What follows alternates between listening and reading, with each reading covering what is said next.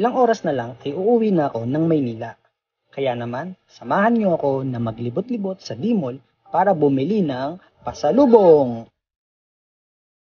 Ano-ano kaya ang mabibili ko sa halagang 1,000? Pasalubong hunting, Boracay Vlog Trip Part 15. Maraming nagkalat dito na bilihan ng mga souvenirs and pasalubong. At kung naghahanap kayo ng pasalubong na laruan, ito ang dapat niyong puntahan.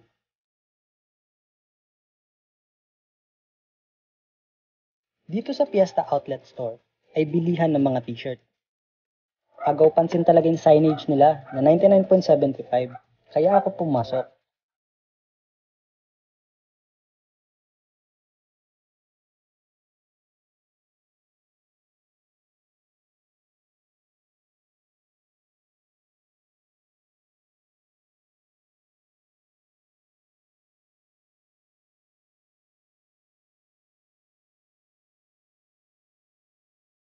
Nagandahan ako sa binibenta nilang sando, kaya bumili ako ng isa.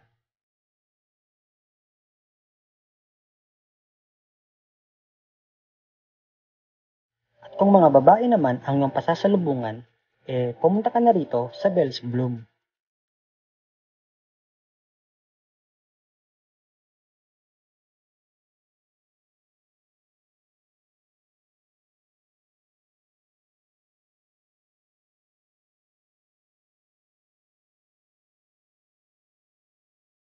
Dito naman sa Alfred Crafts ay bilihan ng mga Aklan products, food, and delicacies.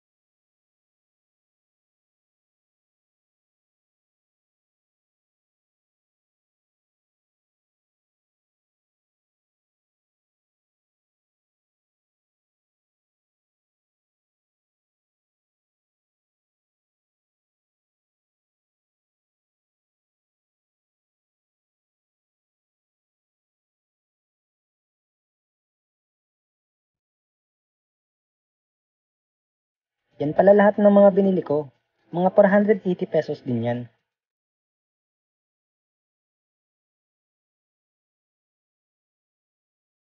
Sobrang nagandahan ako sa mga postcard nila at 25 pesos lang.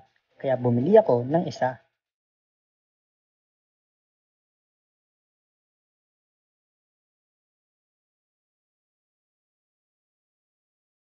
Dito na rin pala ako bumili ng keychain para may souvenir ako sa Boracay na buhangin.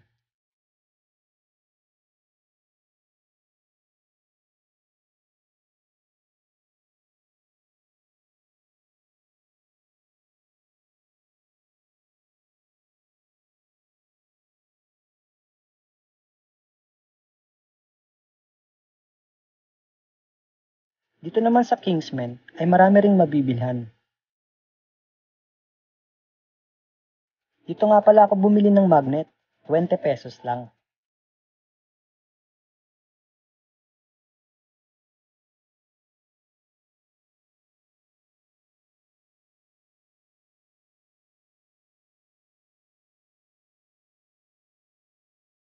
Bumili na rin ako ng wallet, 100 pesos, good for 3.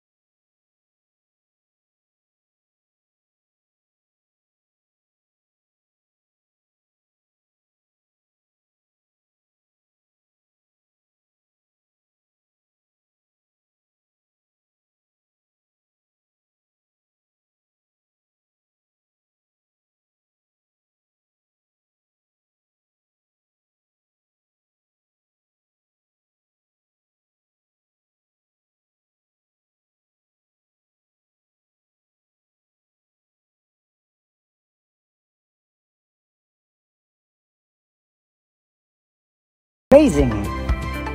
Salamat sa panonood!